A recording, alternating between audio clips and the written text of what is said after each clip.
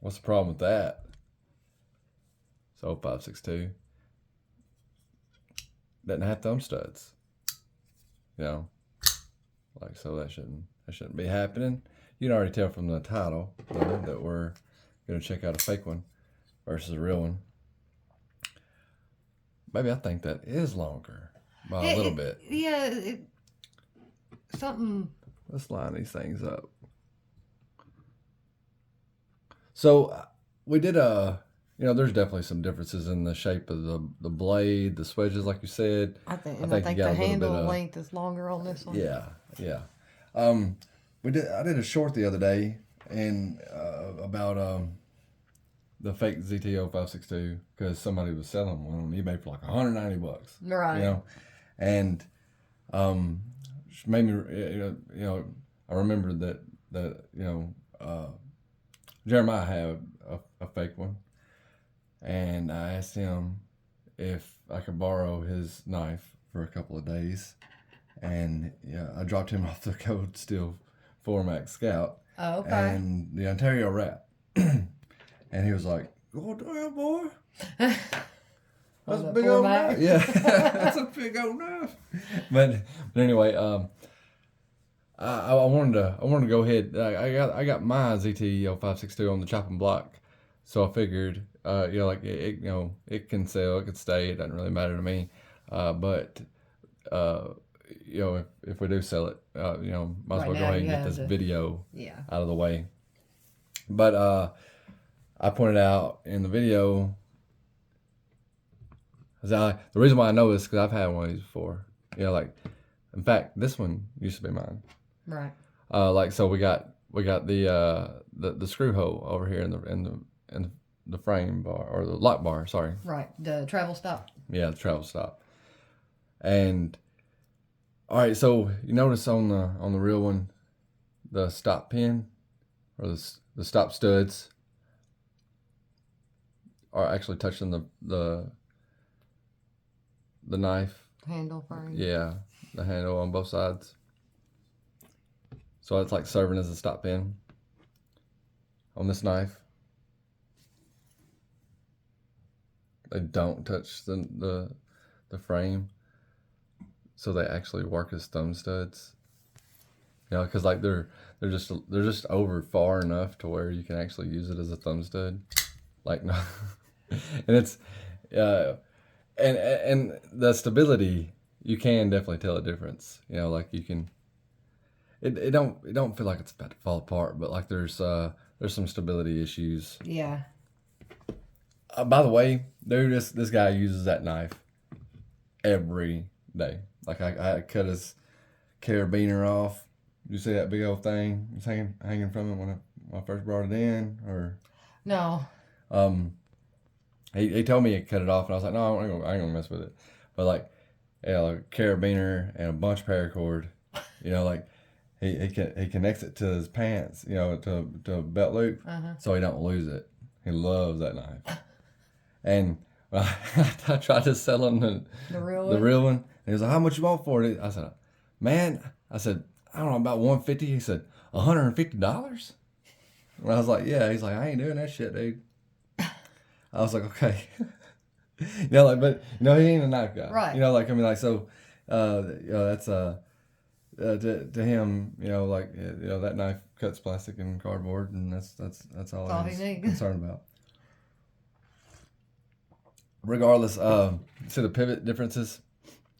You notice that as well, where I actually kind of like the design of it. I thought that too. Yeah. I kind of like it better on the fake one. I'm sure this one's made better. Right. The real one's on top, fake one's on the bottom, but I'm sure the real one's made better. But I kind of like the design of the pivot screw on the fake, like, better than I do on the real.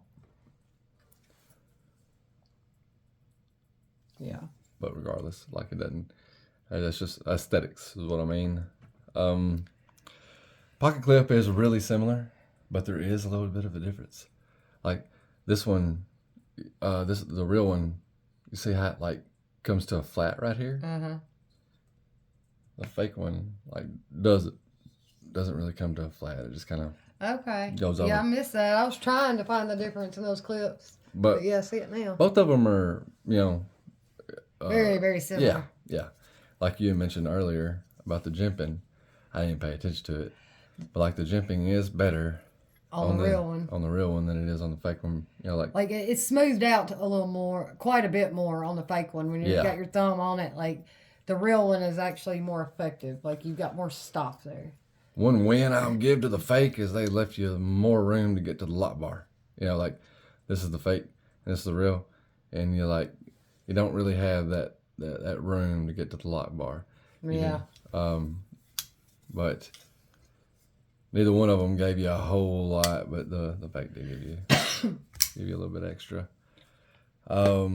Which isn't like a versus. I wouldn't suggest buying a fake one, but like when I saw one like exactly like that on eBay for $190, man, you ain't gotta leave that website. You can find these for like $35. Yeah. So there ain't no sense of giving no $190 for it. If you gonna buy one, if you're gonna buy a fake, if you're gonna buy a fake price. Buy a fake for a fake price. That's right. Oh, you was about to pick something up, wasn't you? Oh no, I didn't know what you were going to next. I was just going. Do you got something you want to point out? Well, the center of the over travel stop is black on the real one. Yeah. And most of these screws have a black finish where the fake one doesn't. And they protrude and they're domed. Yeah. Or crowned or something like that. And this is just flat.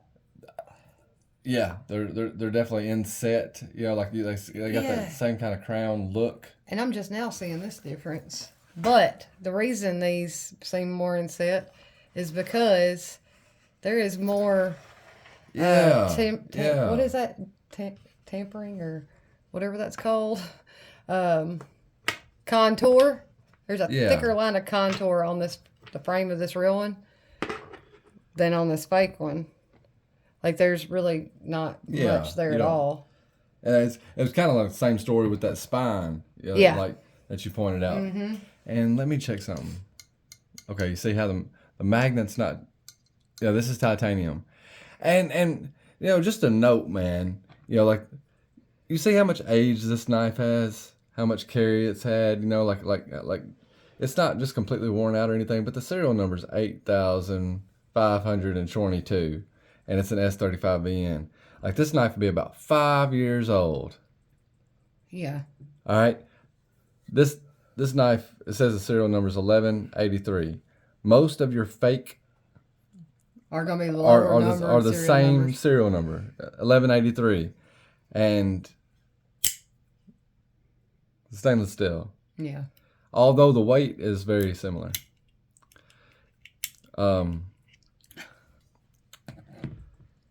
But that's why it looks the way it does. It's because it looks new and shiny, because it's stainless steel. I don't know where that damn scale's at, but it's okay. It ain't no big deal. But oh, that's cool. We had it in there. But the milling. Yeah. Oh, go ahead. What was you gonna say? No, go ahead. On the real one, there's some milling in here, where you got some lines and stuff in that groove. On the fake one, that's not there. So there's just a few things you can look for, if you happen to. The blade shape is different too. Yeah, the blade. When you there's definitely a more definite angle here than here. It just kind of swoops on around, and this portion right here in the blade, the swedge, it's much thinner on the real one, which is why all their writing fits within that triangle there. Than on this fake one, it's much thicker, and so it comes down further, and your writing goes off of it. 1 second, I got that.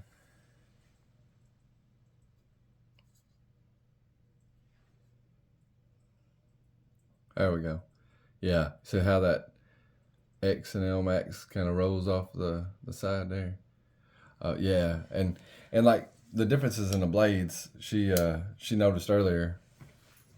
If you look at them from the top, There's the spines. Yeah. It's real, fake. So like, see how it gets narrow and it gets wider and again. It comes to more of a point in this area. And this like was just kind of straight down, isn't it? Mm-hmm. And it's like the same width all the way down. There's no contouring at all. Yeah.